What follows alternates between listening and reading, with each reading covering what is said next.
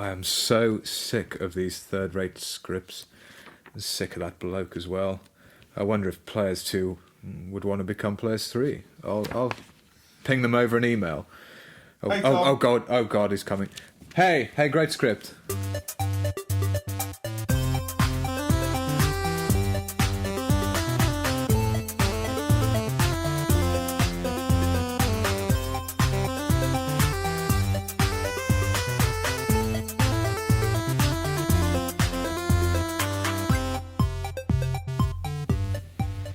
Hello and welcome to the Unofficial Controller Podcast, your weekly gaming podcast, episode 19, the Gamescom 2019 preview. With me, George, and as always joined by Tom, new father to my bit of how's your father? How's it going? I'm well, mate. How are you? Yeah, I'm good. I'm glad to have you back. Thank you. I think you a round of applause for your solo effort, Han Solo. You did a good job in my stead. I did. I was up to your high standard, was I? You were, yeah. Thank you, listeners, as well, for the kind messages that you all sort of sent with my sort of current news and situation in life. Tom, I tell you what, we're back on the show. We don't want to get illusions of grandeur or anything while we've been away. No. So just to help you remember, and the wave, because we've had another wave of new listeners. Why don't you let them know how the show breaks down? So we kick off with the what have we been playing. I ask you and you ask me. Nice. And then we go right into the news where we look for all the latest stories over the internet. And then we go into the feature, which is like the meat and veg of the show. The big main attraction that you all hopefully come for. But we lie because you all come for the next part of the show, which is Stingray's Boot. Listeners Stingray. Well, listeners Stingray, yeah. Don't dare desecrate the holy ground. And then the man himself rocks up and he's got the selection of new releases. Stingray's Boot? Yeah. And then what happens? We close the show out with asking each other what we're hoping to play for the next week. That's very interesting, Tom. Yeah. Well, off the back of that, first lesson in life, what have you been playing? So, obviously not had quite as much time recently, but the Switch has come into its own and I've been playing the new Fire Emblem Three Houses, which is a great sort of tactical RPG game. I've played a few of the others in the series, but this one's the first one on a Nintendo home console since I think the Wii game, Radiant Dawn. It's really good. I'm roughly about 25 hours in. You take on the role of a new professor teacher at Garog Monastery, which is a bit like a Hogwarts sort of setting, and you get to choose from one of the three houses, and you take that class and you can do all the teaching. It reminds me a bit of Persona, which I know you sort of quite a fan of. I like that. And it's got that sort of. It's not so much of a grind because you. Have you played Persona? I've looked at a playthrough because I've been looked at a box once. Yeah, I looked at a box once, but no, from your feedback and from what I've seen, it does ring true with a lot of those sort of how you build your characters and you do your day-to-day life. You'd be best off just getting 5 for the. We digress. Fire Emblem 3. Yeah, really, really impressed with it. It's very addictive. Like I say, it doesn't feel so much of a grind. You're kind of building your characters up and you feel like your class is getting stronger with you in charge and you take them out into battle. The battle sort of setup looks a lot better now. It's on a home console. The character models look more 3D. It's like a cel-shaded art style as well, for people wanting to know what it looks like. Don't get me wrong, it's no sort of powerhouse display, but it certainly makes it feel a lot more like a battlefield rather than just sort of moving around. 2D, 3D, come on. Enlighten the fans, Tom. Give them the facts. Don't give them this warbly story. Yeah, so what's it look like, nuts and bolts? 3D action, I suppose. You can zoom out, so it's more like a sort of chessboard display. Mm-hmm. Then you can zoom in, and it's almost like a real-time strategy kind of display, so you can see all the units and the leaders of those units. This is right up your street, isn't it? Oh, it certainly is. But yeah, I would recommend that to any Fire Emblem fans, definitely. What else have you been playing? Don't answer that. In Yeah, fact, yes, you know what's coming. We've had some new raffle prizes in, so I'm prepared. Get ready. I'm ready to give away. Yeah, I've been on Overwatch. Any Overwatch fans know that roll queue has come into play, which forces 222, which we discussed in the news. Bobaloba's won a bottle of rosé. Has he? Yes. A fine drink for him. It's at least 3 months old. Does he like a sparkling rosé though, do you reckon? Or is he... It's whatever's on there from the Wagon and Horses. Okay. It's He probably... doesn't do fancy drinks down there, does he? It's probably rosé because it's the wine slop tray rebottled. Nice. So yeah... Congratulations, Bobaloba. Yeah, well done. Good effort. Good effort. Yeah, got the... Sigma is the new hero as well on Overwatch, so I've been playing a bit of him. He's a new tank shield main. Yeah, that's roughly what I've been playing the past couple of weeks. George, what have you been playing? Oh, now, Tom, move Sit out the down way. and pull up a chair by the fireside. Pro gamer, sit down and pull up a chair. He's finished some games. So, I'm the one on the show that finishes the games. So I've finished Yakuza Kiwami 1 and already launched deep into 2. That game, Tom, I mean, I can't even be... It's very Japanese, all right, I'll admit that. But it's... For all the ridiculousness that goes along with that game, that story I felt was really quite good. And it's launched into 2 in a very good way. Lots of little, like, sort of refinements made into just to make the process a bit nicer and some extra animations and things for when you're interacting with the side stories, which is good. Minecraft, been on that. Obviously, I have. Look at all that merch in the corner. I've been and got I've got a dirt block, and yeah, I've gone full Minecraft. I've even got Cuddly Toys as Tom's What trying to is knock me the weird-looking alien If thing? you don't know what an Enderman is, you are No longer a friend of the podcast. I could never do the podcast without you.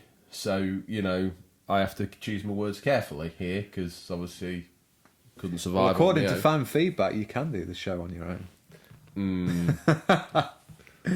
Commiseration is not congratulation. Very true. Anyway, so I've done a bit of that. So now I'm on to Kiwami 2, which I'm looking forward to because I've never played that on PS2 and I own it. So this would be my first time of even looking at it. So I'm very excited with that and thoroughly enjoying it. Like I say, the nice to have functionality of change is great. And what else have I been playing? Have you been back to Judgment at all, or I haven't played Judgment. Yeah. Oh, you haven't started it? No. Yeah. Okay. The thing is, we often talk of the palette cleanser, and I finished Kiwami 1 and put... It doesn't tie into Yakuza at all? No, not at all. But okay. I wanted a palette cleanser, but not one that literally was the same taste as the thing I'd been... Because it's set in the same area. Yes. It's got the same distractions. It's got the same shops. Yeah. I didn't want to go down that route and then not finish Kiwami 2. I wanted to just try and keep focused. I didn't tell you that I was on my own when I achieved this, but I finished Days Gone as well. Did you mention that last week? Yeah, but you weren't here. Okay. What we say to I'll hang shock on. you. We'll just hang on. Okay. Because I finished it more than you. Have you? So you've been checking those stats. Yes, comparison. your claims of being the game I finished games. George, how many? What was it? The 6-month gaming year in review. How many of these games have you even played, George? I've finished them all. I chop you down like wheat in the field at summertime. You're nothing to me. I am a gamer. Arise, Lord Gamer. Rise. Tom, I think that at 8 minutes, 9 minutes, we're pushing it. Yeah, Maybe we've rambled. ought to- We better move on. Let's give them some facts. Let's go to the news. We've scoured the very darkest regions of the internet to bring you the latest stories. Tom, first up. First up, we've got our source downtown, LA Noire VR case files. It's heading to the PS4 and PSVR. Ooh. Already out for Vive and Oculus, but a slipped age rating suggests this reworked VR title will be coming to PSVR soon. It's featuring 7 cases rebuilt specifically for virtual reality. LA Noire, the VR case files, adds new layers of immersion and realism to Rockstar Games' atmospheric crime thriller, As you solve select cases from the Blockbuster original game, spanning mysteries from detective desks or traffic, arson and homicide and more. So are those cases that are already in the game? And then you are... Yeah, I'm reading it. You forgot the last bit. Oh, will you be slipping into Cole's shoes when this gets a release? So if you read the script, and I could then have said, yes. Yes, I am. Because I've got a PSVR, and my love for LA Noire runs so deep. Like a ravine. Mediocre. Don't ever say that about that game. When you finished it. You called it the best World War II game ever. The best World War II game ever made. Show me a better Oh, one. maybe I have to have a look at that one. You need to. You need to. Do you want to take the next one? Are you going to... Let's put the fans out of their misery. Are you going to get a PSVR and pick up LA Noire VR case files? Well, there's something coming very, very, very soon that has made me intrigued in PSVR, which you're going to be talking about later. I can see you barely can contain the excitement for that. Well, so I want this to be Oscar, I'm sorry, but this is going to be a 10-minute show because we've already overrun. Because I want to kick Tom out, and then I want to do the podcast business ASAP, and then I want to get on No Man's... Oh. Save it. We've teased. Let's do the next bit. In Move news. on. The wait is finally over. Ryo Hazuki were, well, kind of, or if you've got a 486 gaming PC anyways. So YSNet will release the Kickstarter and Slacker backers in the second half of September. The developer announced the access to the Shenmue 3 demo or trial version, and that will feature a standalone act set in Bailu Village. The game will be playable for an estimated 1 hour, but will be replayable once the objective has been cleared. Saves will not transfer over to the final version. So, Tom, get the green screen fired up. I will do. Get the anti-static wipes on the screen. De-nicotine stain the keyboard. Yeah. I think a keyboard will work well on Shenmue with all those very, like, drawn-out actions of, like, open the drawer. Can you remove... imagine this? A QTE, but not with just the 4 face buttons. with the whole keyboard. With the whole keyboard. As we move closer to that game's release on November 19th, how do you feel about it? Are you going to be picking it up day one? We've waited for so long, it almost seems like... The answer's yes. Yeah. But when I already know, unless a deity himself descends into the disc burning suite at Sega or wherever, Sony, and then its actual presence infiltrates the disc, we're going to be very disappointed. The graphics look terrible. It's not bad for a Kickstarter game, though, I don't think. It has improved a lot. Yeah, but it's not a Kickstarter game. Sony chucked money at it. Yeah, but a lot of it's crap. It's a proper game. Isn't it? Yeah, I know. It does feel like we've been waiting for that so long. That I think they knew it was going to be never terrible. So if they make out it's it's not bad for something that a load of like kids have made in a shed on a budget of £2. Like that's not an excuse for this game. No, we've waited this long. Why have we accepted to get mugged off by a third-rate knockoff? I think what worries me more than anything with it is we're still not going to have that definitive ending by the sounds of it. I think it's going to be another long tease for the next one. Maybe when you finish it and the credits finish, and it just gives you a little web page to go to fund for. Maybe so. I think the other thing as well is it's been a long time since I played 1 and 2. Well, with all my... And I don't feel the urge to revisit them. But I almost plopped in the remaster of 1 and 2 as my palate cleanser from Yakuza, but I thought, to be fair, that is not going to stack up well. There's probably only so many hanging around in arcades, buying things out of toy arcade machines and drinking pop in game. That's not really a palate cleanser. I'm just going to do it all again. So that was a no. Surely, Tom, we're the most mediocre show in the business. So surely we've gone for that trifecta of news. What's that third little ditty you've got for us? So last up, we've got Microsoft will play nicely with others, just not with its most favourite toys. According to Matt Booty, head of Xbox Game Studios... Do you know, I've heard...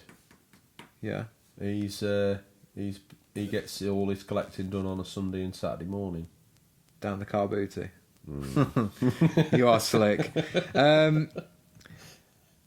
I think we would, said Booty, when asked by Game Informer if the studios would allow multi-platform releases of their new games.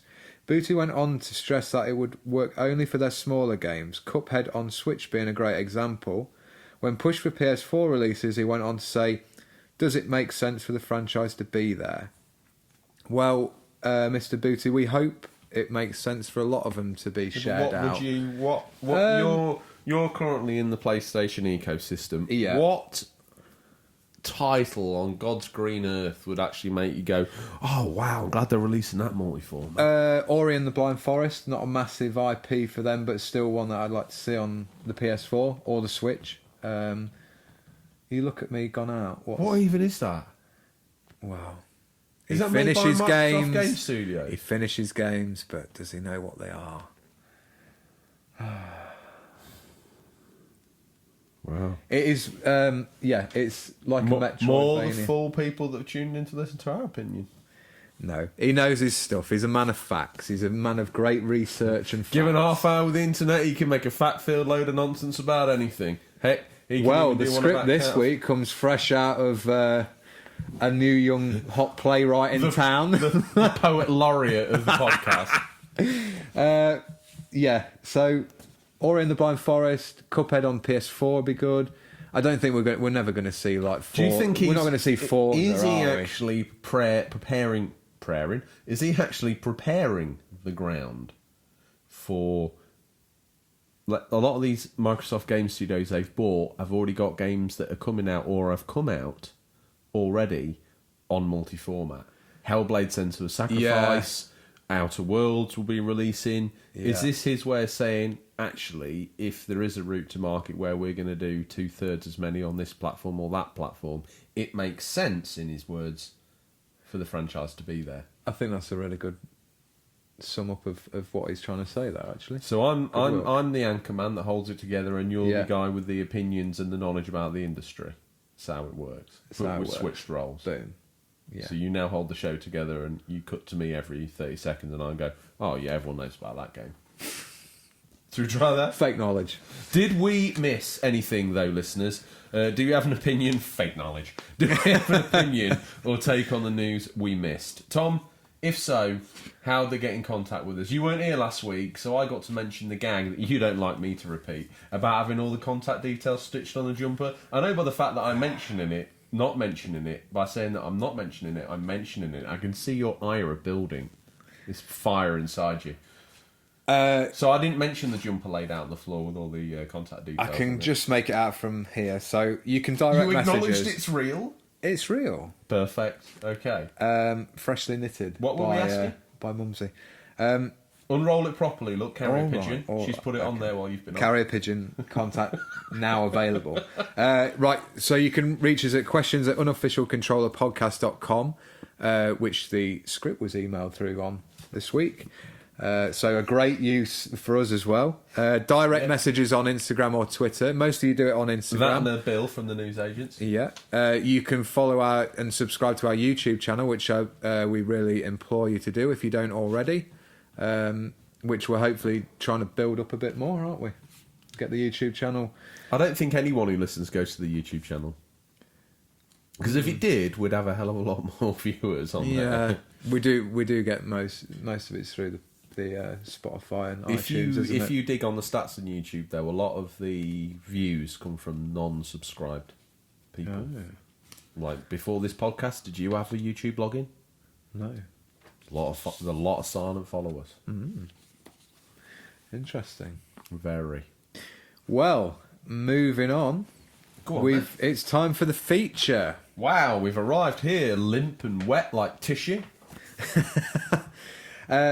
This week's feature is the Gamescom 2019 preview. Feature. Yeah. You know we like that. This week's feature is a discussion about Gamescom. As always, you guys got in touch to share those dreams and hopes to add a real personal touch to this story. Not so easy when you stood up on the big pyramid, is it? No, I got a bit scared.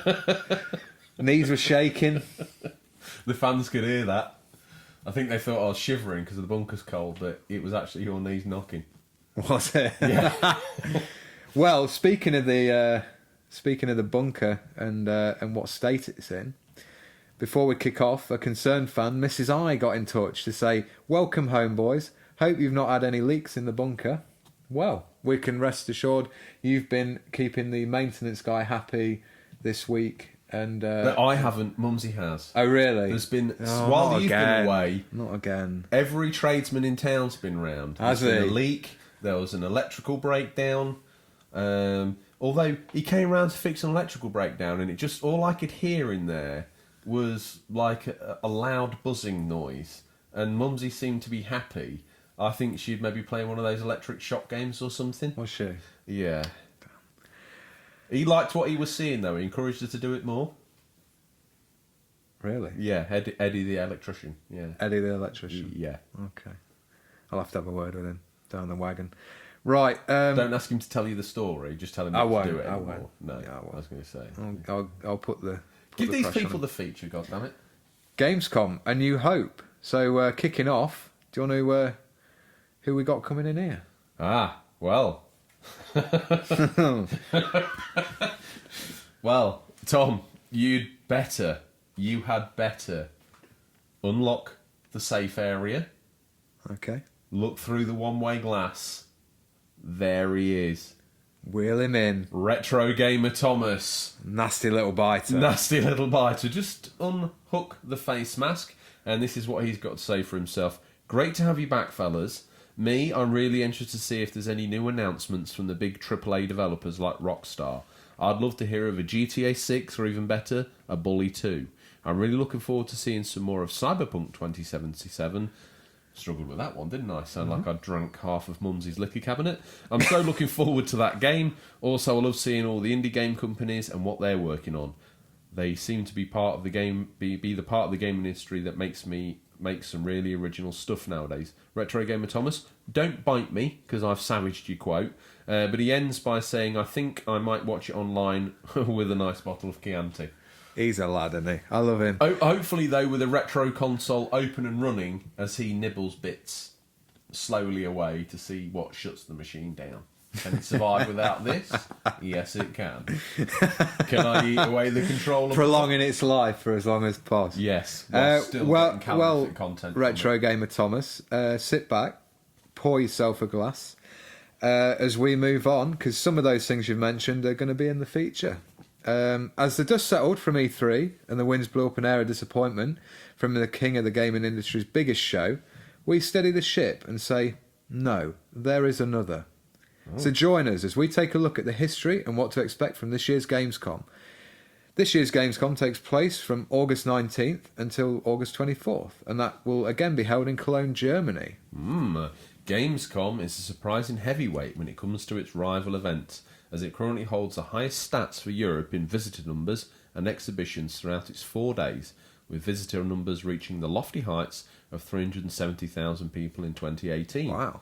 The trade fair is often seen as a place where some of the big titles shown at E3 get a deeper showcase by their respective developers, and you can always expect a surprise announcement or two, especially if the tweet of presenter Jeff Keighley are anything to go by. More than 15 games publishers will premiere new content and make announcements during our opening night live. An exciting show is coming together for Monday, August 19th. Well, consider us hyped, Jeff. That is exciting. I didn't expect him to have that sort of showcase of stuff for that opening night. You know, is this the games industry's way of saying E3, you're too expensive and bloated, we can go to Gamescom and it's cheaper and we can do bigger announcements and get closer to the fans? Possibly. Are they trying to bully E3 to lower prices? And maybe so.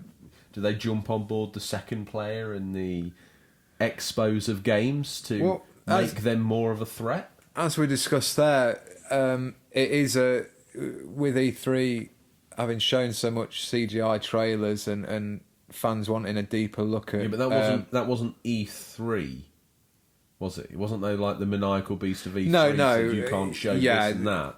It's up to them what they show. I always feel like Gamescom, you do get that better look at those titles because they're a little closer to release date, especially the ones coming this year, and we get a few more probably. The gameplay demos that were shown to the press at E3 a lot of the time are made public at Gamescom. So it is really worth a show to keep an eye on. Okay. So let's take a look at some history of how Gamescom first came about in its fledgling years. The first show came only 9 years ago, on the 19th of August 2009 in Cologne, Germany again. The initial attendance numbers from them were still impressive, with 245,000 people attending. Some of the highlights that year they got to enjoy were a first look at Sony's PSI games, which I'm sure... Did you ever dabble in that? Was that on the PS2? The No. PS3, I think. PS3 Yeah. it was iToy on PS2. Yes, it was. Yeah. Yeah, I've got one of those cameras. I've used I've got the Harry Potter games. Oh, yeah? I've got the what's it called? Where is Diggs? Mm-hmm. Something like that. Anyway, that's like a fun game that the kids enjoyed. And we've also got some like Wii Sports, but good. Yeah. Nice. Also, that You let year... that go quite easy, didn't you? Wii Sports, but good. I mean, surely you're meant to draw Well, your Hyrulean sword. No. Threaten me to like a duel to the death. I nearly fell out of love with Nintendo with the Wii years, to be honest. There was a few redeeming titles there, but it was a lot of shovelware, so I'll let you have that one. What were the few redeeming titles? Skyward Sword, One. Mario Galaxy 1 and 2. Count those as one separate each. No, you don't. Mario no, Kart you Wii. don't. You got to count them as one. Billy Hatcher In and the the history of Giant. the Billy show. Hatcher and the Giant Egg. That was a GameCube game. Sorry, I'm getting that confused with Zack and Wiki. It's a game that no one's interested on the Wii, so we've got two. Okay. No More Heroes 1 and 2. Counts as a series. That's 3. Mario Kart Wii, Super Smash Bros. Brawl. I think I've got the right one. Desperate. Anyway, moving on back to Gamescom because we're rambling. we're doing a lot of rambling, fans, because we're quite relaxed this week, and we hope you are too. So anyway, We've had some new flora in, and I think that the glues. Yeah, that sort of shabby chic effect floor that we've got. Yeah, they've glued a new one down, and the glue's very strong. It certainly is. Fans were also able to see first looks of Fable 3 and the debut of the PS3 Slim, which is considered one of Sony's worst kept secrets ever. I believe that leaked very quickly before the show. Did. Also, a bizarre fact, boxing heavyweight champion at the time, Vladimir Klitschko, got in on the action, and he came out to show the Intel Extreme Masters Tournament trophy. A little random fact there for you. But our personal highlights has to be the footage shown of Mass Effect 2, one of the greatest sequels ever made. Certainly, Tom's writing the script this week. Over the years, Gamescom has helped show the gaming industry that Europe is one massive market for all the brightest and boldest new games and the competitive gaming scene. Also, George, while you sit there in your mum's made Nathan Drake cosplay outfit with gun holster and neckerchief made from her special leather belts and silk garment selection that she says are from her second job, we must say that Gamescom is What hosted... is her second job? Well, she never says, does she? But we always see that bag of stuff. I don't know. She must wear a lot of trousers. Yes. Because she's got an awful lot of belts. We must say that Gamescom is host to a large cosplay presence. Dubbed the Cosplay Village, this is where all the passionate cosplayers get to show off their great outfits and ideas. And we must say here at Unofficial Controller, we really love seeing how much effort is put into some of these ideas. One of this year's highlights is a Ford Mustang converted into a Transformer by the talented AJ Design. Who's cosplaying in that? What, in the... I think it's... No one's in it, I don't think. I think it's like a built car. Oh. Okay. Okay. You don't sound excited by that. You're a Transformers fan as well. I thought you'd be all in for that. You know, better if it was a Beetle. Maybe. I was never a fan of the Mustang. Oh, one of the best sports cars ever made. Well, maybe I just didn't want that to be Bumblebee. Okay. You're a fan of that new movie, aren't you? Bumblebee. Yeah. Do you think it's the best out of the Transformers? Yeah, definitely. We digress anyway. That's for another topic. But to be fair, as a prequel, like we went to watch that. It's set in the 70s or the 80s? 80s. Oh, So it's perfect. playing on the nostalgia. Generation X, very Yeah. very happy with a film based on in the 80s, and yeah, it's great, and it rolls straight into the first one as well. Like I showed does it? the kids the first one, Yeah. and it was kind of like a primer for that. Plus, it's got matey in it. John Cena? I didn't notice him in the film though. Couldn't see him. No. Funny you should say that. Get your sleeve. Slip in there. My dad, speaking of raffle prizes, won a John Cena action figure and said, "Oh, you can have this for your boy when he's old enough." He sent me a picture on a family chat WhatsApp group, and he said, then my brother came back with, "Why's Dad got an empty box?" And it took me several minutes to work out he was trying to joke at. Oh my goodness. Anyway, we really are digressing this week, aren't we? Well, shall we tell the fans about every week? You see, Tom gets upset that I take the mickey out of him and say that he can't remember the show's contact details.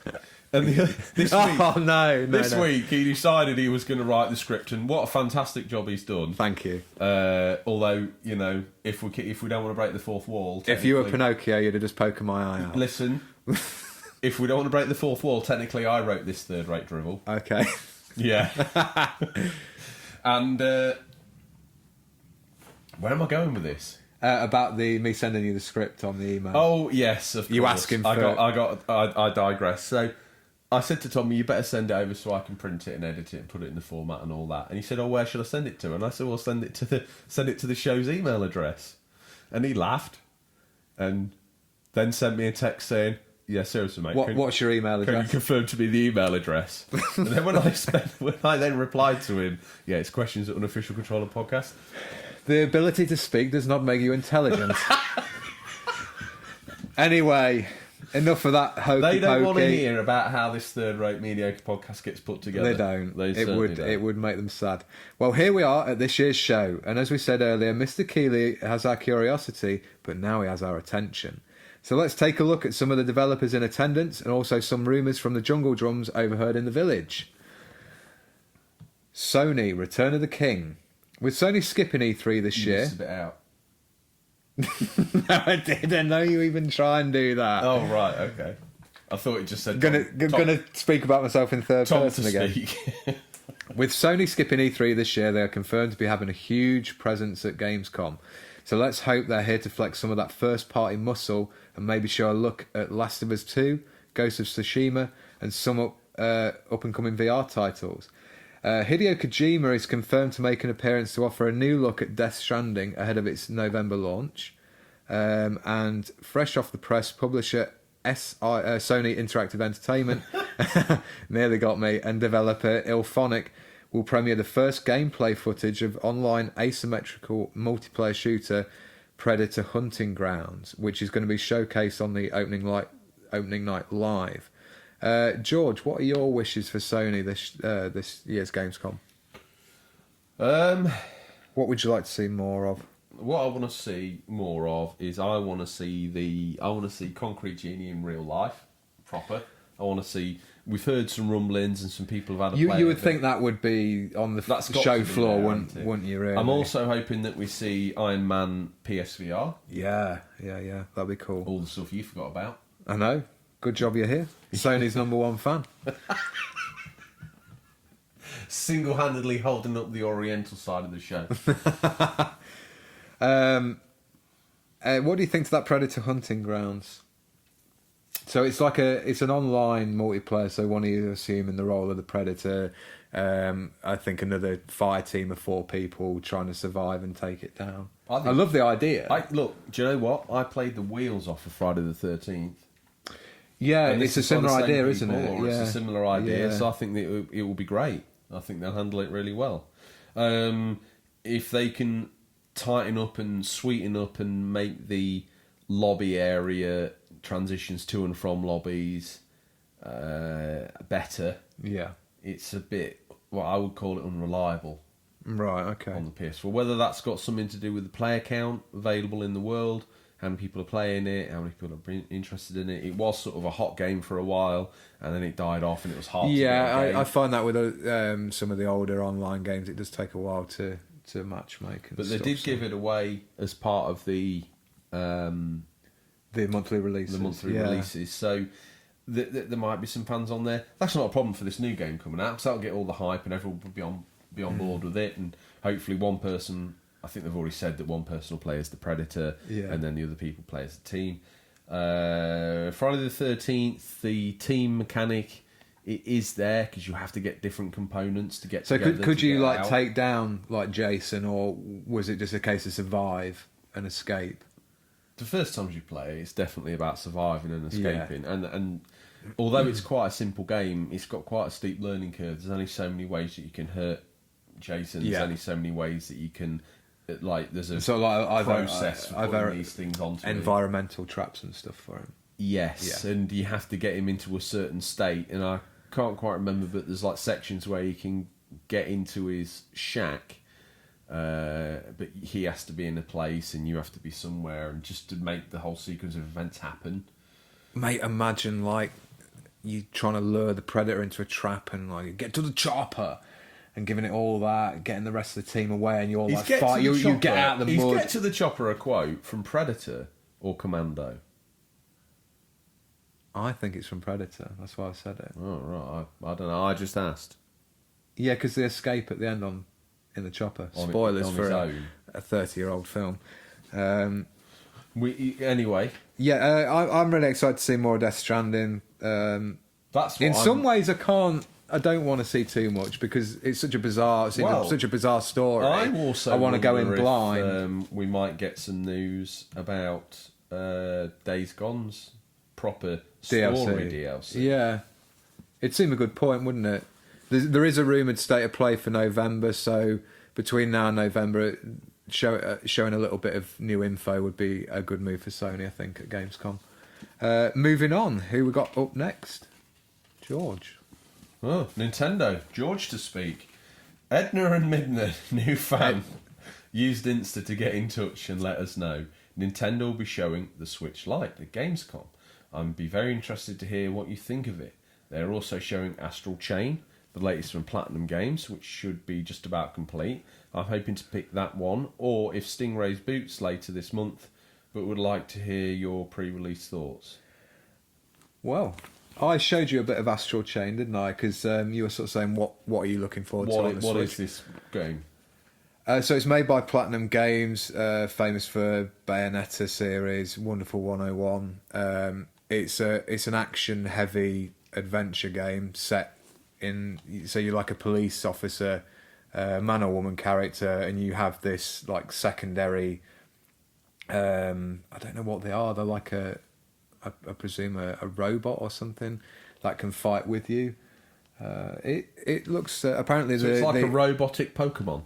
Yeah, apparently that was a little bit of influence on the idea of like you chuck I this. was You chuck joking. this. No, it's serious. It's you send this robot out that is linked to you. Obviously, Don't you ever, the Astral Chain. listeners, dare say that we don't have our finger on the very pulse of the gaming industry. Yeah. So Astral Chain being the name, and it's that link with this other character that you fight these enemies with. There's a whole police department to sort of work in with various mini games and train your character, learn the moves and the combat. Because as you know, with Platinum Games, they're very sort of action orientated and have a very advanced fighting system in most of their games. The Switch Lite, I won't be picking one up purely because I don't see it as an essential replacement. It's lacking some of the features of the main one, but the price point is good. Do you play yours on the screen, on the TV? As I was saying with Fire Emblem, I've been playing a lot in handheld because of home situation at the minute. But I think it'll be great for people who probably commute a lot or younger audience who want to get a Switch but are not that fussed about playing it on mum and dad's telly in the living room. So yeah, they're my thoughts. I will be picking up Astral Chain at the end of the month. Before he gets carried away, his amiibo collection all polished and up on the mantelpiece with pride. He's looking forward to seeing more of Big N's winter lineup. With Nintendo's winning E3 in many gaming fans' eyes, they'll be looking for a more in-depth look at the aforementioned Astral Chain, Link's Awakening remake, Luigi's Mansion 3, and a few other titles, including our very first look at The Witcher 3, running on Switch hardware and basically looking like Minecraft with a Witcher skin. Tom, you've already got quite excited and told me what you're excited to see from the big end, but, you know, come on. Hit me with one other title that I've not heard of that they're bringing. I'd love to see them just chuck another surprise out there like they did with the E3 Breath of the Wild sequel. Small trailer, even if they just do that. Retro Studios are now working on the new Metroid, but what have they been working on for the past 3 or 4 years before that? They're just clearing their desks away. I don't know. I'd love to see like a nice surprise from Nintendo, but they've got a strong winter lineup, and it'll be nice to see some more of that. Okay. Moving on, Microsoft. Oh. Before we dive into the big green box, we've got loyal fan Doogie McBain. He says, "Welcome back, lads. I've seen rumours of Microsoft handheld device that clips to either side of your phone, which you can use to stream games using the xCloud. Just rumours, but I think that announcement would be pretty amazing." Hold your horses there. Let me play the role of the listener, aka the protagonist. What's this he's talking about? Well, this is a rumoured sort of... Well, it's pushing the copyright of the Switch a little bit in the idea that you... Wait, hang on a minute. No. There's nothing about the Switch's layout that's painful at all. Detachable Joy-Cons. Dude, they've had clips for controllers that clip an iPad onto your phone or onto on some gashy controllers for years now. Nintendo can't claim that. Okay. Anyway, this device, it looks like it clamps your phone with some Bluetooth controllers. And yeah, you they're can gonna play surely proper Xbox yeah, games on remote play or something. Surely they're gonna have to be Bluetooth, because there's no, like, obviously people have different phones, so the attachment of them would be very difficult. Is it one of those rumours that we never see anything more of, or is it a real thing? Could be a real thing. It's a good idea. Is this Microsoft doing what they think's a Kinect? Is this their Kinect to the Wii? Is this their Switch Xbox to the Switch Nintendo? Is this their answer? Do you think they're going to come all guns blazing and say Scarlet's for the hardcore, but this is what we're going to concentrate on?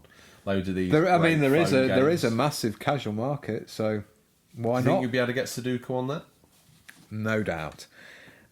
New fan Happy Joysticks has got in touch, just like you can. Nice to have you back. Can we just say all these people saying nice to have us back? Well, I'll do a rewind so you can give happy joysticks. Mm-hmm. Thank you, by the way, for getting in touch. We appreciate it. There's a lot of you that must be out there that listen who think, I enjoy the show, but I don't want to contribute. Yeah. Or I'm a bit nervous. Don't be nervous. We don't bite. Exactly. It can be a little bit acidy at times, especially me, but you know, that's just we give it to you in the Stingrays. Stingray. Both barrels sometimes. Yeah, we do. But you know, so anyway, give happy joysticks the full turn of the wheel. Give them the full stage treatment, and thank you to everyone who's missed us, and we've missed you. Well, I didn't miss you because I put in a shift, but you know, some of us part-timers. He goes on to say, nice to have you back. I took rewind for happy joysticks. They've heard their name how many times? They're going to be stoked. They are. Think of all the hardcore fans that are like, better follow them on Insta. True. And we implore you all to do it. Where are you going with this? I don't know anymore. Happy Joysticks says, nice to have you back. I honestly would like to hear more about Gears 5 single player from Gamescom. Yes. Is it something I should get excited for, or is it not very good and that's why Microsoft has not shown a lot? Oh, it's a very low-level swear word, but you still censored happy. Because we are a PG podcast. Oh, I thought that was saddling the line, but there you go. We could put that in there. No. Better safe than sorry. We don't want Devin Zilla saying that his next meal's X. That word, yeah. Well, Gears 5, yeah.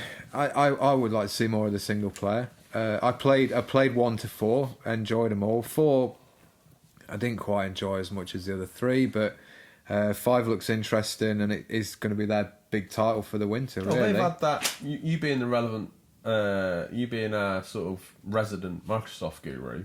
Mm-hmm. What's this Gears 5 like techno trailer or whatever it is they've been flashing around? there was a trailer at E3 for that new game. No, mode. you can get a game now. You can play the demo or play through a demo. Right. No, I don't know much about You've done your research. that. The Green Machine, after a strong but very lacking. I technically did the research because I write the scripts. Okay. Ouch.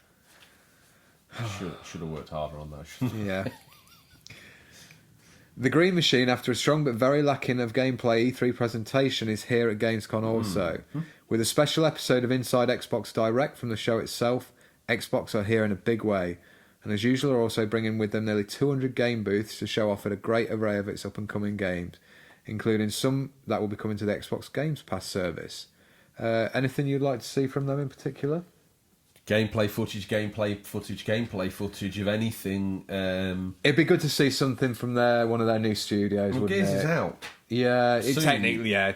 So I want to see footage of that. I want to see a playthrough of a section of the game of the campaign. We need to hear about Fable. We need to hear about the new Halo. It would be nice of them, be brave of them. What with it being, as we rapidly approach less than a year from its launch, to show us some Scarlet screens.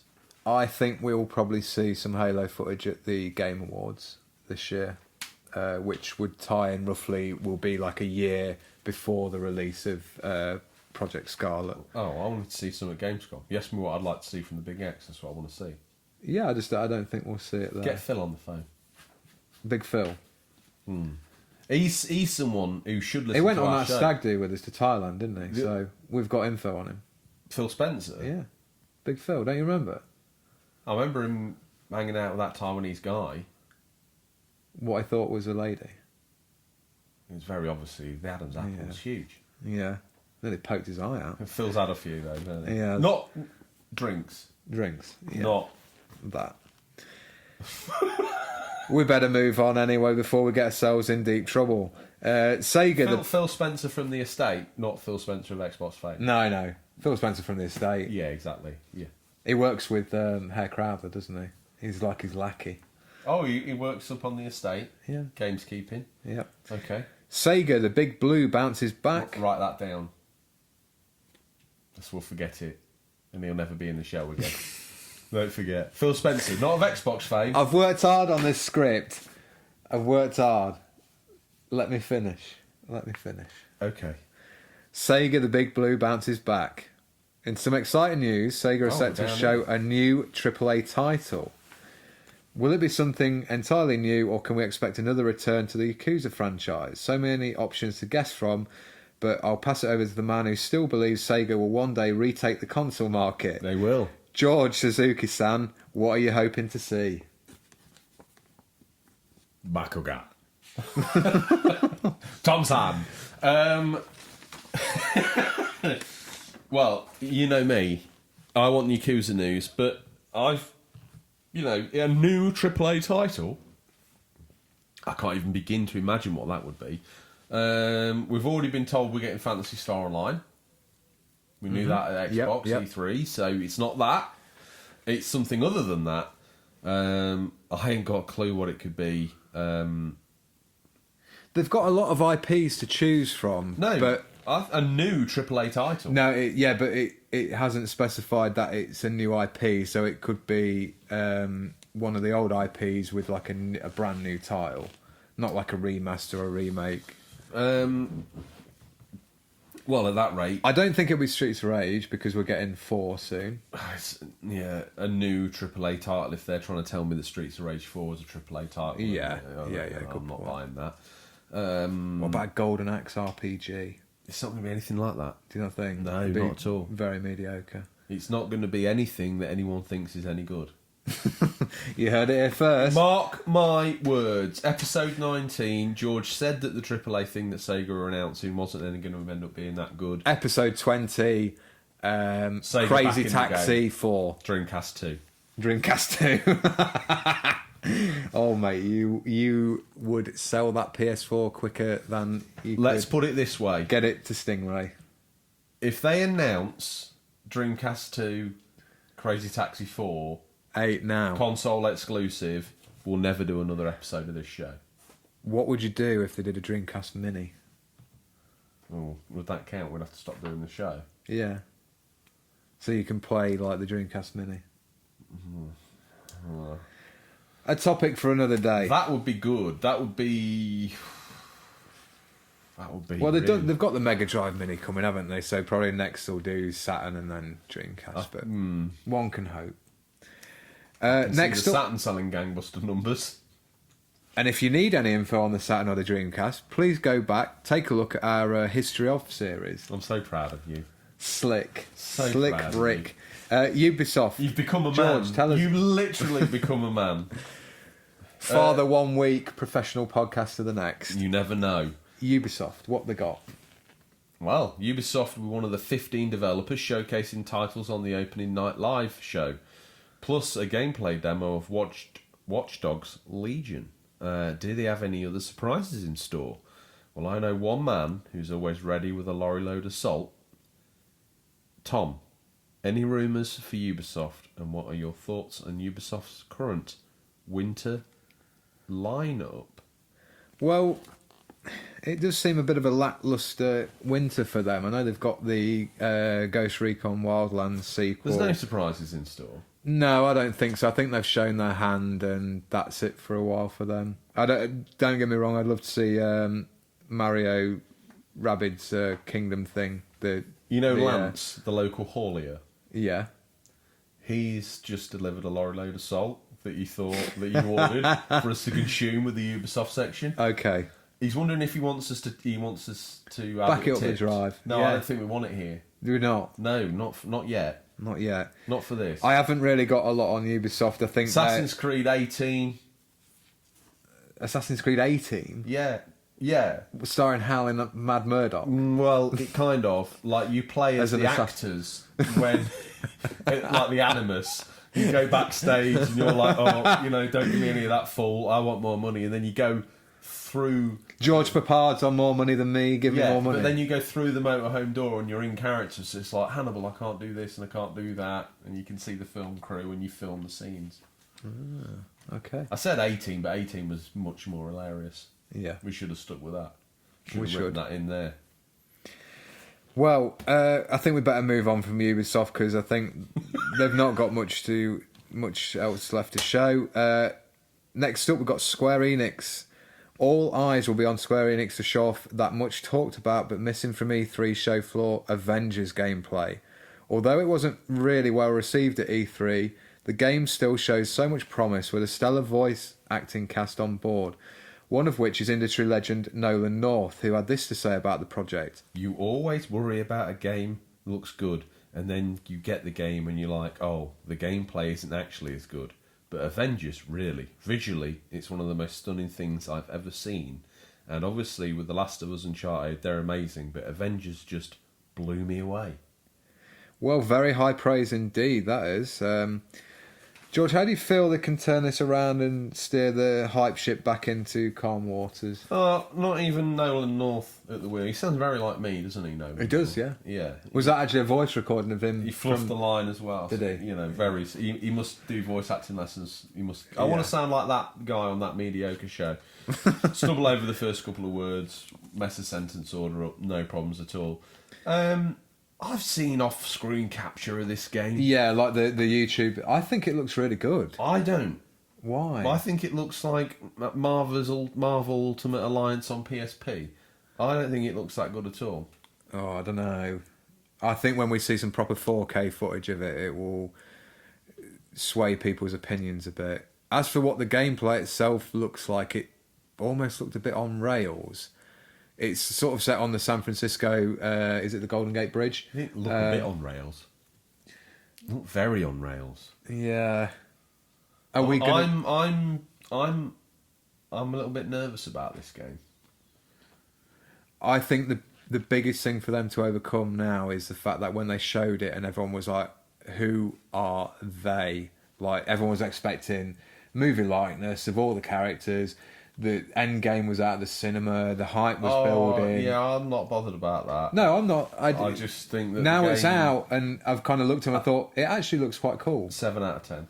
7 out of 10, calling it now. Calling it now. Yeah. So, again, would you be buying it from what you've seen? No. What I want Square Enix to announce is a new Final Fantasy. Not a remake. I don't know about 7. Although that's what we're going to get. Yeah, that's going to be shown. That's going to be the Are you bulk not of the excited show. for that? I've never played it, and I'm really excited to play that.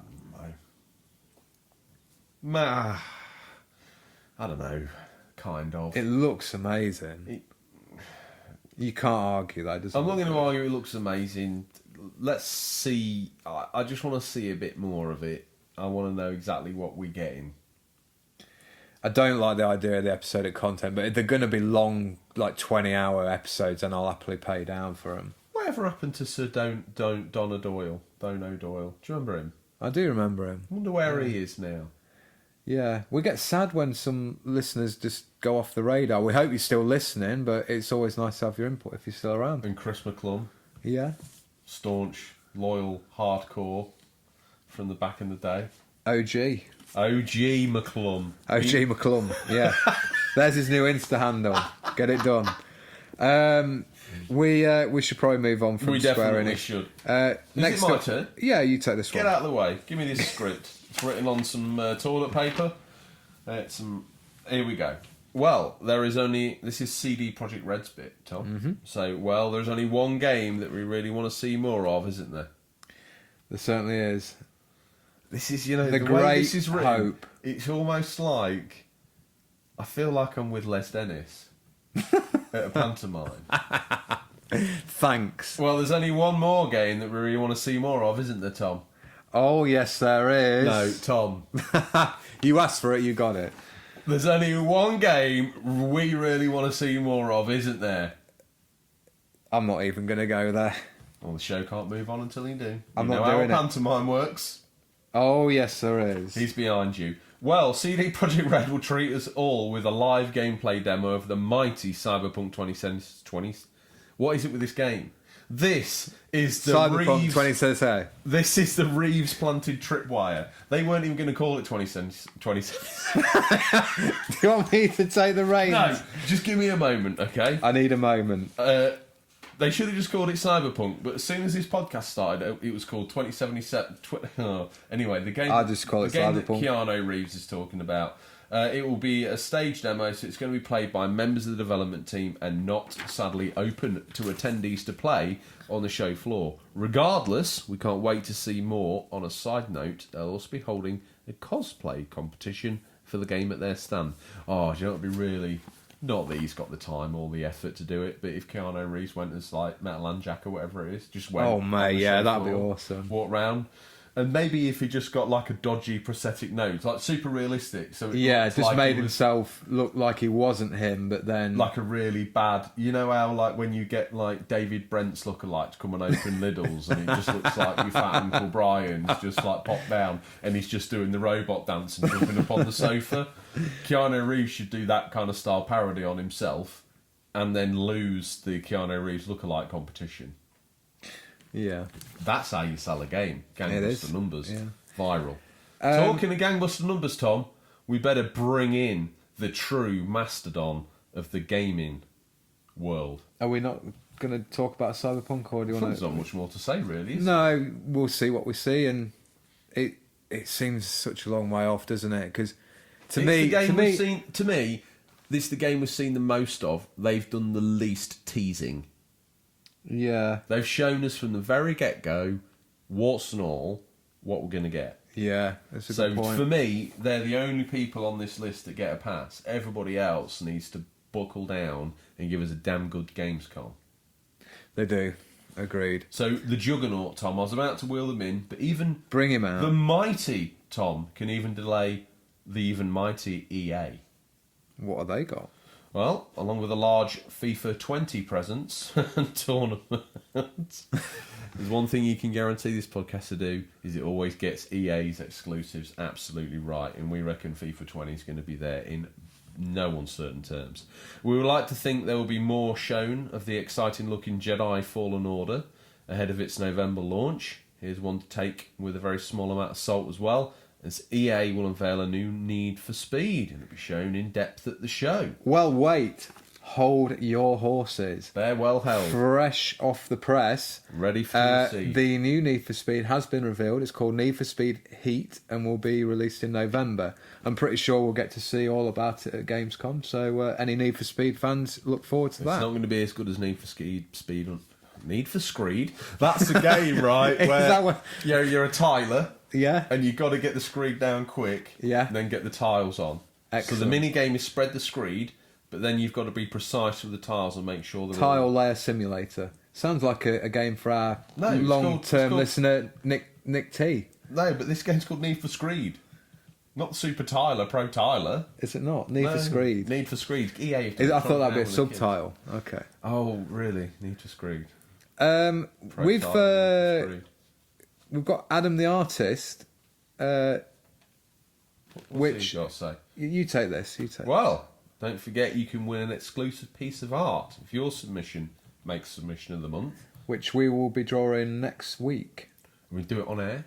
Yeah, we'll do it next week on No, air. how are we going to do that? Because we don't want them to listen to 4 hours of me arguing about, this submission's better than that No, submission. we'll do it in our leisure, and then we'll reveal it on the show next week. Episode 20, big time.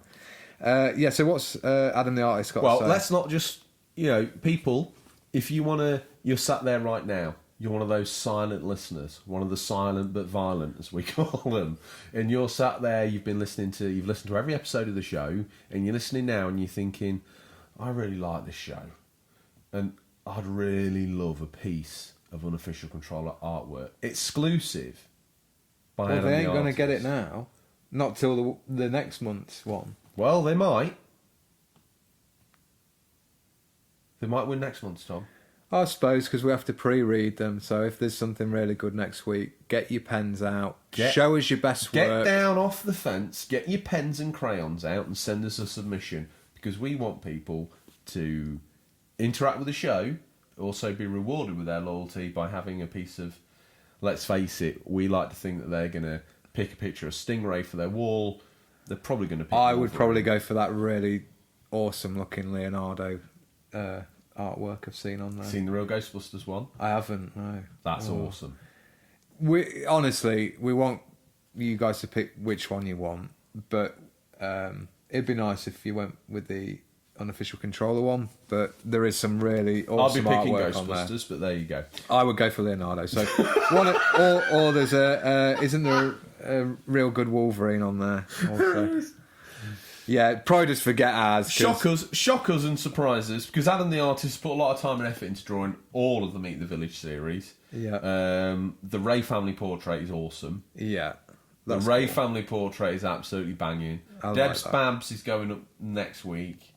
We've got a few others in the pipeline. If you want a sneak peek, you probably should head to his website. Yeah, absolutely. Etsy/comic pictures no space. I believe it is.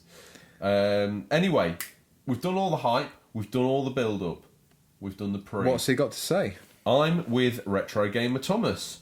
One of the things I'm really looking forward to is seeing what indies are coming. They're the single most exciting thing about contemporary gaming. I'd love a release date for Dead Static Drive. Oh, I've not heard of that one. I'll have to check it out. Well, so Adam the Artist, if you like an indie, Tom's going to tell you about our indie gem. What you got there? Yeah, I saw this the other day. It was a Gamescom reveal trailer for a new puzzle adventure game called Weakness. If I'd suggest you go check out the trailer. It's probably going to show you more than I can better explain it. But it's an adventure puzzle game where one character is deaf, the other is blind, and you have to work through the levels together. With a very cool art style as well. Okay. So that's Weakness, Gamescom trailer. Go check it out. Well, George, Gamescom is shaping up to be a great event, and I'm sure we have missed a few things, but there's so much happening at the show that a mediocre podcast like us we can only talk about so much before we end up sounding semi-pro. One can dream. But before we move on... Never going to happen. Before we move on, eagle-eyed visitors at the show should also look out, as rumours are rife, that Stingray will be visiting with a vast array of retro goodies and jars of sauerkraut and some salty bratwurst knocked up by Lord Ponsonby's German gamekeeper, Herr Crowther. Oh, okay. The legend. The guy who makes even a pheasant goose step. Does he? They're terrified of him up at the estate. Let's grab a last submission, though, from good old Finster Gamer to close out the show. George, do you want Good to have you back. Good to have you guys back. There's been a gaping hole in my life for 2 weeks. Laughing and crying emoji. It's probably like a wince emoji. It'd be great to see actual gameplay for some games as opposed to the CGI fest that was E3. I'm not too fussed about seeing any new games, just some more details about the games that seem to have been coming out forever. Well, Finster Gamer, we hope Everyone's been touched so on... nice to us, haven't they? Yeah, We should they take have. time off more often. We should. Maybe. Yeah. We've got to work hard, though, here. The script doesn't write itself. Now you know, Tom, it does not. It's hard work. I wrote this. Yeah. Not breaking that fourth wall. Look, listen, we've put them through enough pain. Time to get to what they love to hear. If you're listening to this, it's because you skipped straight here. Shame on you. Shame on you. Listener Stingray. When the big man makes a house call, you better be ready. These guys got in touch to show us their pickups from Stingray's boot. You can too. Just hashtag Stingray's boot on Instagram or Twitter, or email us at questions@unofficialcontrollerpodcast.com. Tom, you normally tell the people how they need to navigate on their phones to Instagram. Type in hashtag Stingray's boot, and they, as long as they're not driving, can join us on this journey as they listen. Make sure you go on recent as well, so you're getting all the latest pickups rather than the top ones. Tom, cut your jibber jabber. Let's invoke him. Sharaban. Sharaban. I had to do that on my own last week. Oh, look, he's always got those location tags nailed, hasn't he? Yeah. Transylvania for the Castlevania collection. Sneaky like for him, does He gets that? about more than Stingray. Yeah, does. well, you know what? Sometimes you got to do your... So listeners should know we're doing this in a new way as well. So we've got this up on the big screen, so we can scroll through like true pros and look at each one together. Hopefully to minimise Tom's Nokia 660 buzz and bopping all over the show. Absolutely. Anyone who's I'll still just listening. double check that right now.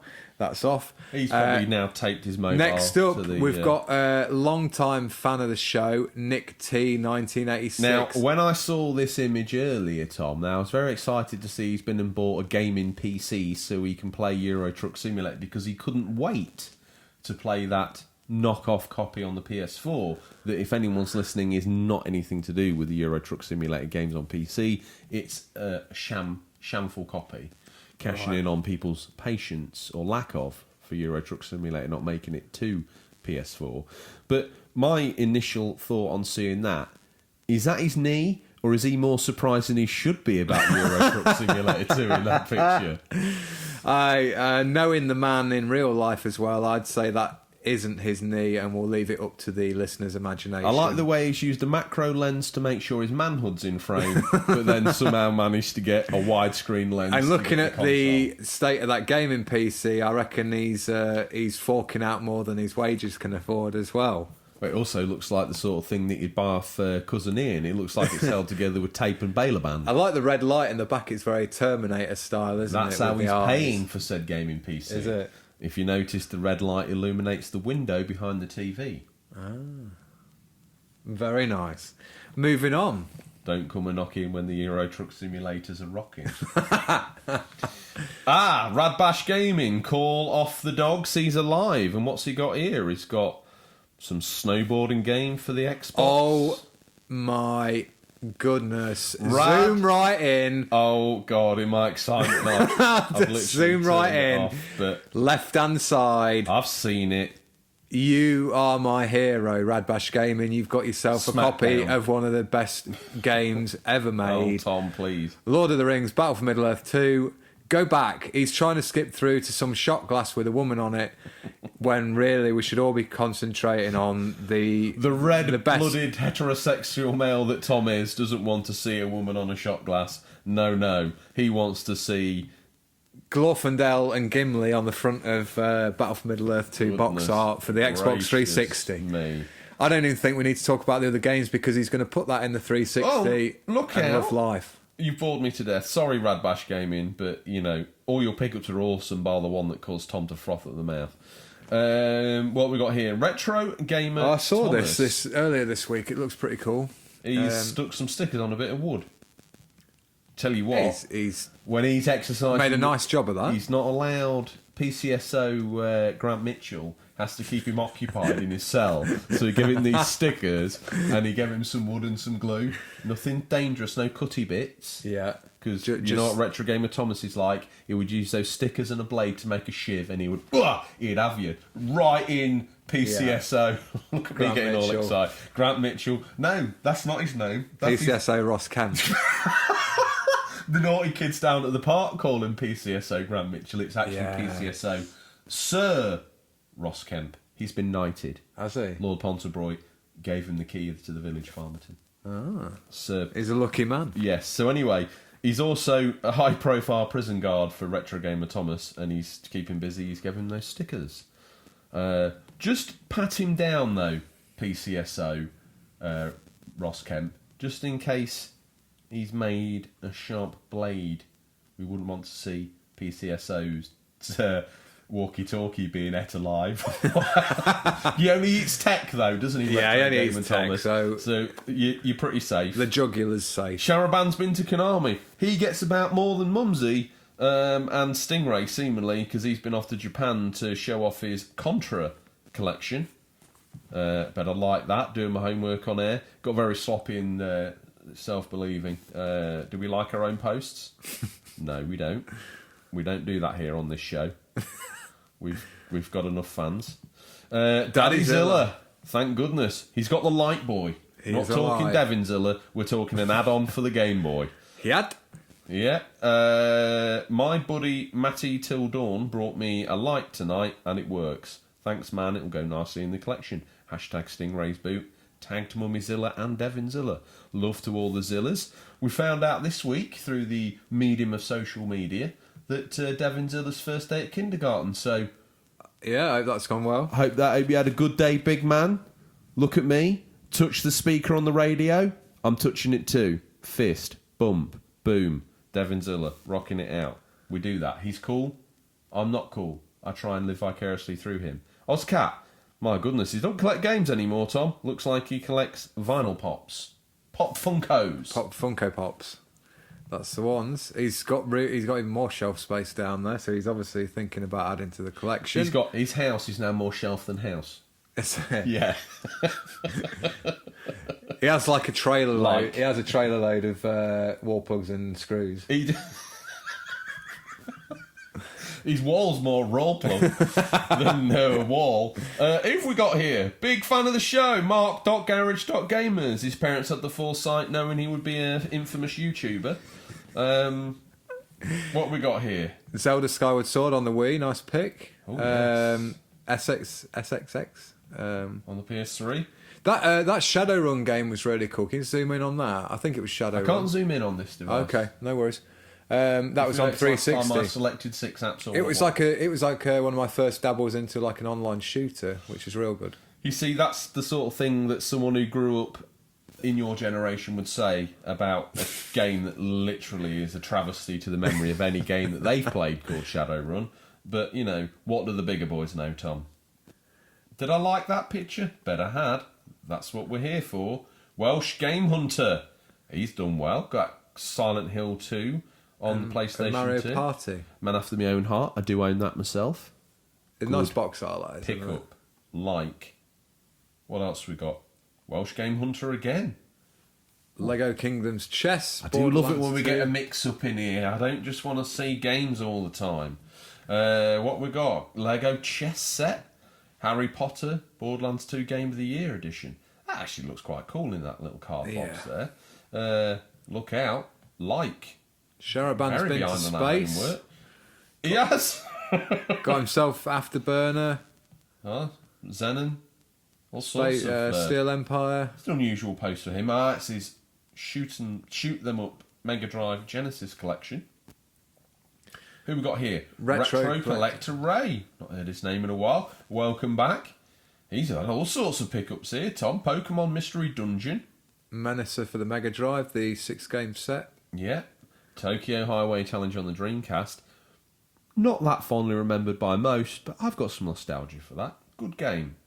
Whoa! What is that? Business has picked up and he's stormed in with an unofficial N64 pad. The Trident pad. Now you know you're gaming in the third dimension when you've got your Trident pad.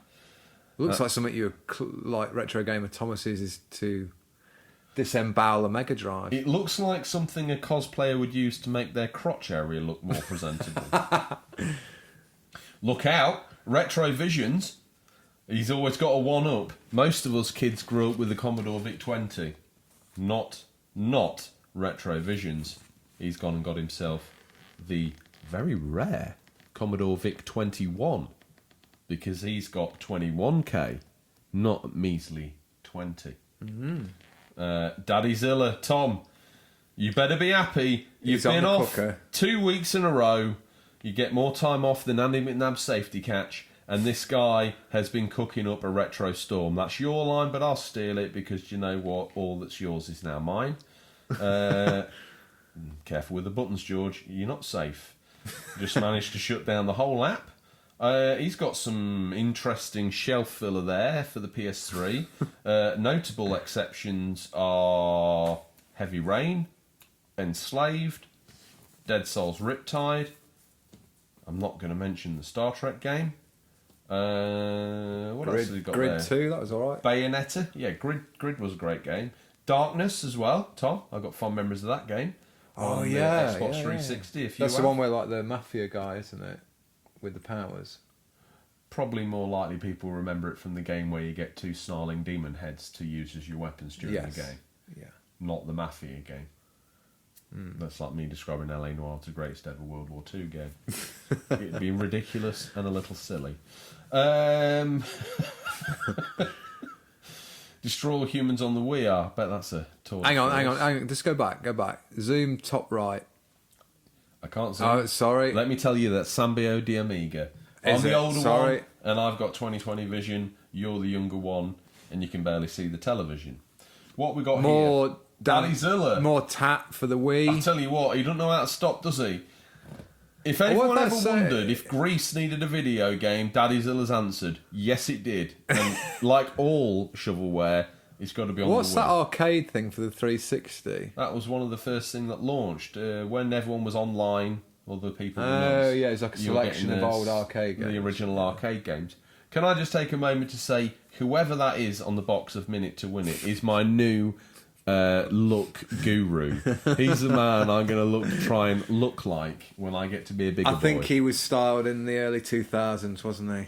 Hang on a minute. Fresh from his first day at kindergarten, the big man's rocked up. Devin Zilla, 13, of Instagram fame. He's got some 3DS games. How to Train a Dragon, Hot Wheels, Scribblenauts. Good game. Well done, Devin Zilla. Your standards in games as high as always. And Frozen Olaf's Quest. That sort of throws all that into question, but it's all right, age appropriate. A few Marvel games there for the Wii. Yeah. Hulk, Iron Man. Shrek the Third looks like it's seen a little bit of sun damage. That was obviously left in a window and hoped it would melt. But now you're the curator of said title. Keep it safe. Keep it secret. Keep it safe. Harry Potter. A Monster Jam game. Selection. I'm always going to find time for that. Harry Potter Lego on the Wii, years 3 to 7, looks quite cool. GeForce, that game about guinea pigs that everybody think they didn't want and they made a movie about as well. That Turtles game on 360, Mutants in Manhattan, always intrigues me. Oh, that was made by, is that Activision? Or published by Activision. With all the facts weighing in again. A smorgasbord of Lego games, Angry Birds, Club Penguin. Everyone knows that we need Club Penguin back in our lives. Adventure Time, Story Mode. Well, we've got Mark.Garage.Gamers going with the Grade Marcus Phoenix Pop Funko, and artistically, whether you chose to do this, I better like it as well. You'll think that I don't care, and I do. And a book, black and white, an inside look of Gears of War 2. Hardback, Tom, as well. A definer of quality in the book. Yes, absolutely. Every time. What we got here? Stuck in the Past Lane, The Joy of Six. Now, that's beautiful. Is that Polaroid? He makes it... Every week he does the same pictures. And this is the first time you've noticed that they're Polaroid. Yeah, I usually am half asleep on Stingray's boot, I must admit. Jesus. Brock, the 80s dude, he's been on before. He always has the good pickups. This time is no exception. He's got a bin full of wrestlers. He's got Blu-rays coming out his yin-yang. He's got a portable DVD player. It looks like the live-action version of Toy Story. He must obviously get frustrated with Grand Theft Auto 5 on the 360 because he's bought it 3 times. Did you realise that's the number 1 selling game this year? Grand Theft Auto 5. It doesn't matter what you bring out. If it's quality, it'll rise to the top, much like this podcast. Have faith and believe. Hidden and Dangerous on the PlayStation. He's got some monster in my pockets there, I think, as well. He does. A Woody, amongst other things. And a Buzz. I mean, he's got the full cast. He's had enough time now. Oh, you decide, do you? Yeah. All right, okay. Well, sorry about that, Brock the 80s dude. I enjoyed your haul. Retro Visions, he's got himself the green screen. He's snuck in like water or smoke. He's wisped through the vape at the window, and he's ran off with the green screen. Tom's literally flatlined. Oh, they're quite cool. What are they? Oh, what they're of interest to you, are they? Let me tell you, they're flashy.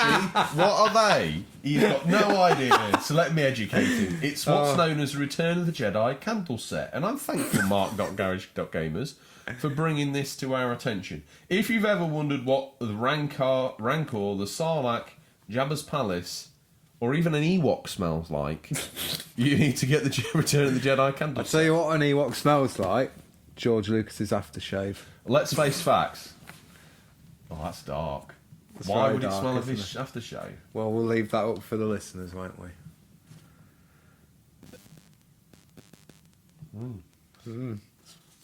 Whole childhood ruined. Well, let me put it to you this way, Tom. I guarantee you that every single one of those candles smells exactly like the colour that it is in the, So that one, Jabba's Palace green, that'll be like forest fruits. Right. Actually, they should have thought about that. They should have done the evergreen forest for the Ewok. Maybe they've just done chocolate for that. Just, your normal standard smells. Yes. Vanilla, red berries. They just repurposed them. Eslo and Midna, new follower of the show, or at least certainly a shouted loud from the assembled masses, and they've made themselves known to us with nice comments and posts, and we thank you for that. Loco on the PSP. On the PSP, he's got the box, and he's got a PSP to play it on, Tom. Proof that he has a collection of at least one game. Have we made the boo-boo? Male or female? Ooh. Did you just yawn on air? Sorry. One absolute bell whiff. Unbelievable. Let's make it a big show, George. When we get back, we're going to promise you. You do the one-man show, you hold it together, then we're going to go on leave like the celebrities that we are, and then we'll come back and we'll slap them up with a bumper show. So far, Tom, they're looking at their watches. It's over an hour and 23 minutes. They're wondering when the show's going to start, and you're yawning. I know, I'm sorry.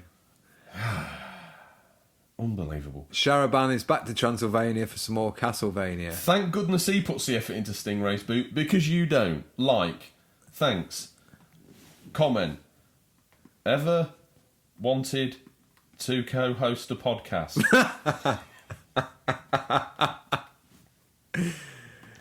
I like we're doing this live as well. Boom. That's how it gets done. What's this? Tom, the photo mode 16. Please message me about creating any artwork for your business, you naughty little boy. But there, you've had your prop now. Oh, really? That it I've happened. never heard of that before. The photo mode's been on the show. Has he? Yes, we've spoken to him off air about the Saturn. and how it's programmed All for. right, we'll I let do him- believe we'll let him Photo off. Mode wants to get into gaming. Bless them, they're one of the younger listeners. Not the youngest listener, but a younger listener. Ozcat.tv. More Funko Pops of the Pokemon variety. That time you got back in the boot, Tom. Rad Bash Gaming. He knows how to get pickups. He's got some PS1 stuff there. He's got some Justice League DVDs, I think. Tony Hawk's Underground. That's the Justice Is League that that underground? gets trotted out when Justice League comes out of the cinema, and this is the version you get at Poundland. Oh, I remember that. I remember going down and when Fellowship of the Ring, Lord of the Rings, was out of the cinema. And Groom the beard. Move out the way. Ozcat's got a new pickup for his Switch collection. What is it, Tom? Chocobo for Chocobo Mystery for the Switch. If you ever want to get a voiceover artist to hype up your new product, don't pick Tom. I'm going to like it. Chocobo's Mystery Dungeon. That's how you sound excited about a post. What else? Oh, Sharaban. He's been everywhere, and he's even been on Monkey Island, the cheeky little primate. And what's he done? It's his Monkey Island collection, Tom. Like. Can tell we've been on holiday. Probably thought we were dead. Oscat.tv. He's done another. He's zoom had that in. twice now. He's had that twice. Hang on a minute. Retro Gamer Thomas. Hey, oh, is this him? Is this him in a magazine? The biter himself. That's awesome. That's Well where done. he gets Nice locked up. Is that Retro his, Gamer is that his Thomas. gaming setup? Oh my goodness. That is gracious me. awesome. How many weeks has Retro Gamer Thomas been listening to the show? Is that his collection? Is that the No, I game know that's shed? his collection. Have you ever been on his page? Yes. I'm so sorry, Retro. But now Gamer he's in the Thomas. magazine, so he's made it. Yeah, so but no, he was in the magazine before. This is a now I want to reminder. be his best pal. Now he's famous. This is a reminder of when he was featured in Retro Gamer magazine. Ah, And this- I do remember you telling me he'd been featured in that. Yes. And That this- is an awesome setup. That's his shed. That's his That's cell. cool. That's where he gets locked in at night time so he can Okay. feast on the assembled mass of retro tat that he's Okay. collected. He's been in that magazine, but he's saying that it's the end of the shed. He's planning on moving it inside. Oh, that's good. He's allowed to have a room in Is the he? big house. Excellent So- news. PCSO Ross Kemp is allowing him to move into his spare bedroom because Is he the paying rent? The furore not really. The furore in the village has died down, and they know that he's not a real cannibal, or the cannibal, and that they only need to be careful with their electronics. So keep Right. your phones in your pocket. Don't put them on the table because he'll sneak off to the toilet and nibble the chip out the back. He's moving his stuff inside. Him and PCSO Ross Kemp are going steady. Okay, sounds like a nice setup. No question of it at all. Eslo and Midner, the wonderful One of my 101. favourite hidden gems. Wonderful 101 with a Wii U Pro controller as well. Nice. You notice Tom only kicks into the podcast when it's something he knows, and the only thing he's known this Or week interested in. is this, the wonderful 101. Yeah. And he might as well get in his car, take the money off the mantelpiece and go. Sharaban's been to Mute City, and there he's collected every single F-Zero you could possibly imagine. Haven't liked it? Better had. Hey, Happy Joysticks joined us in the feature. Joins us in Stingray's boot with their reimagines of the 16-bit classics and the SNES on the Game Boy Advance. Ozcat's in town. Those shelves must be buckling. If you Look have a at look, get a protractor out, Tom, and look at There that looks a bit shelf. of a bend in You that. can't get a straight true reading. I of that. suggest some industrial steel girder for that. I'm going to like it. Might prop his ego up. Might help prop the shelf up. Ozcat.tv. He's got some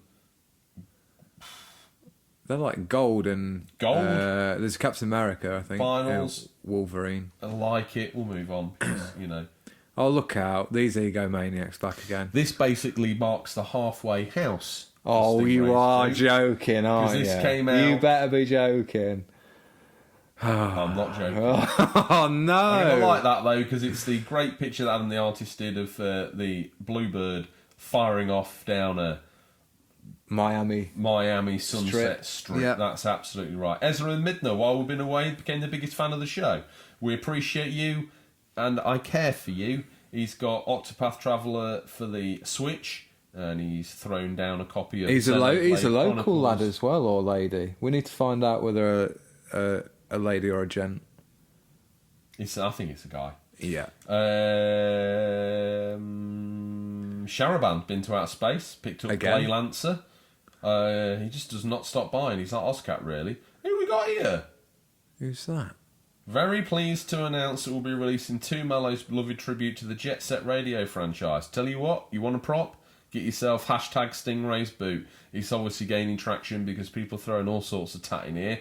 Panic over, Rad Bash Gaming. He still knows how to collect some games. What have we got here? Such great heights as NASCAR for the original Xbox, Centipede on the Atari, Splinter Cell. He's been and got himself some Skylanders tats, so he's really gone and he's dug down deep, hasn't he? Yeah. Stranger Things vinyl, Pop Vinyl Funko, Final Fantasy 12 guide, Scary Movie Selection. What else we got? Miami Vice on DVD. Yeah, but the flawed remake film. Atlantis. Total Recall, the original, is good. We've liked that. Bite My Pixel. Not heard from them in a while. Nice to hear them back on the show. Destruction Derby 2. Not that cheap, to be fair. Destruction Derby 2. So if you've picked that up for a good price, well done. Probably going rate for that these days is about £15 to £20. So you're doing well. Doing well. Bite My Pixel. Look out. Dream Collections _ retro games. Next step. Amiga 600. Boom. Job done. He's only gone and done it. Like. Top bloke. Retro Gamer Thomas. He looks like he's putting that PlayStation wheel through its paces, Tom. How much of it can he nibble away and still get round the Nürburgring in 7 minutes? I love that steering wheel. It's awesome. Well, the answer to that question is over half of it. Sharaban? Beautiful Joe collection. Oh, wow. Good Tom's titles. awake. Yeah, I'm back in the game. Slurring his words and spilt his gin all over his crotch. Rad Bash Gaming with a bucket full of videos. Now, that truly is Stingray's boot. 150 VHS tapes. Now, Stingray's nervous. There's a man who could threaten his very existence. Yeah. Ozcat's got some PlayStation 4 games. He likes a tower of... PSVR games, if you look closely there. Oh, yeah. Nice. Proper bloke. No messing about. I like how all the different fans of the show support the fans of the shows by getting in each other's likes and DMs, and they've friended each other, and that's beautiful. Hey, Dream Collection. He's picked up the Amiga 500. He's assembling them in order, ascending as he goes. Retro Collector Ray. He's picked up a Master System light gun and a few games to play with it. The Warriors 2 on PlayStation 2 and The Godfather. Hopefully he's already got some games tucked away. Brock. Brock the 80s. You might know him as Brock the 80s guy. I don't know what I know him as. I don't even know. The Suplex Machine. What's he got? He's got Rocksteady from Turtles fame. Mario Kart Wii. Is that a set of AirPods down there? Not AirPods, just standard earpods. Any doubt? No worries. And he's also picked himself up for those new fandangled CDs everybody's listening to. Portable CD player. Stuck in the Pass Lane. Now, let's give Tom an education. Stuck in the Pass Lane. Every week he does a nice shot of an old game or piece of retro material, and he puts on a frame which is very similar to a Polaroid, and then at the bottom writes something to do with the game. Normally a nicely worded pun. This one has got F355 challenge on the Dreamcast, and underneath his written challenge in exclamation mark. Tom, this is our loyal listener stuck in the Pass Lane. This is how he posts. Excellent to see. Ozcat, he's had them on. We've seen that. He probably got worried that there was no show last week, and he probably thought, is it because I ain't done enough in Stingray's boot? So just give him cutting some slack. Masters of the Universe. Excellent to see. Some more pop. We ought to get that out of Stingray's boot one day. Have a rent of that. We should. What's Boba Labour doing? Boba Labour asking for recommendations for the Vita. I told him he's asking the right man. And hopefully he's gone and got those. Daddy Zilla, the week that was that never was. What's he got here? Mafia, Fallout, some other games. Retro Visions, not a Nitcomb this time, but looks like they found themselves some Atari computer carts. There's the Ray family. That's great, that. I love that. We haven't liked our own picture. I'm liking that one. Yeah. It's one of our most popular Post those. in fact, if only everyone that listened liked. If only everyone that listened followed. We would be we'd be threatening. Well, we're in that sad world, aren't we, where we have that like for like, follow for follow, and then you follow them, and then I see Stingray made quite a good post about this of people following you, and then you follow them, and then they unfollow you. It's like, what's the big deal? That's what I've been doing. Yeah, but we don't do it on that scale. We only do it at all. We only do. Yeah, that's why you look at us. We've got like loads of followers, loads of following, and why do people do it? It's like some ego trip. Weird. Maybe it is. Well, whatever. I don't get it. Okay. Well, regardless of that, let's get on with Ash Events, and they've got this wonderfully That's pretty awesome cool, isn't it? Yeah. pink Xbox original that they've made with the word chill on it. It lights up. That's very, very cool. Oh, and a blue one. Got it in blue. Yeah. That says Sega on top of it as well. That's beautiful, that is. Ash Event, well done. Great work. While he's there, though, he's going to slot Mark Echo's Getting Up. He's done a great picture of that next to some real-life graffiti. Yeah, that's have to cool. say, Ash Event, that's verging on verging on artwork. That you want to steady on. Almost too cool for school. Daddy Zilla. He's that excited about them. He's got to take them in the car. Tell you what, Daddy On the Zilla. dash. Daddy Zilla is literally throwing himself on the hand grenade that is shovelware on the Wii. He's buying it all, so we don't have to. He is. Farming Simulator on there. That's for PC. WWE 12. Devin Zilla and my lunchtime pickups. Oh, I feel bad now. But he got the chew key ring there. Excellent. Mr. Nintendo fans bought a sofa. Literally. Oh, excellent. He only has as well. Nice pad, by the way. That's very cool. Yeah. That's our resident Australian listener. We hope you enjoy lots of gaming on that. Yeah. Daddy Zilla. So he traded with someone and asked him if he wanted an Xbox One. Daddy Zilla. Careful on the hob ring again. He's not daft, is he? He said yes. And now he's the proud owner of another console. Sharaban's been down the Samurai Spirit Dojo, got himself some Samurai Rival Showdown. dojo of Red Dragon Rias. Yeah. I'll so tell we you, can't there's mention them too much. Intangible Variant, if you're listening. Well, that's his secret code name, isn't it? We know you as Red Dragon Rias. Get in touch. I've been worried about you. Daddy Zilla, I mean, he's picked up every generation of console over the last six Where does he decades. put all this stuff? He must have like a shipping container in his front yard. Maybe he does. Yeah. Maybe he's got a small mansion that we don't know about. But he's picked up a PlayStation 3, an Xbox 360, a PlayStation 2, looks like another PlayStation 3, some kitchen roll, a PS1, and some 3DS games. Great And pickups DS as in well. there. Great pickups. What we got here? Ozcat, you're worried about your shelves? So am I. What's he got to tell us? He's just adjusted his shelves, but he shared that picture with us. Blue Canyon Games, latest little care package he's sending out. Oh, look out. Ozcat's on gone the and bought Labo every scene. single bit of cardboard from Tesco's this afternoon and sent us a picture of it, arranged in various different controllers.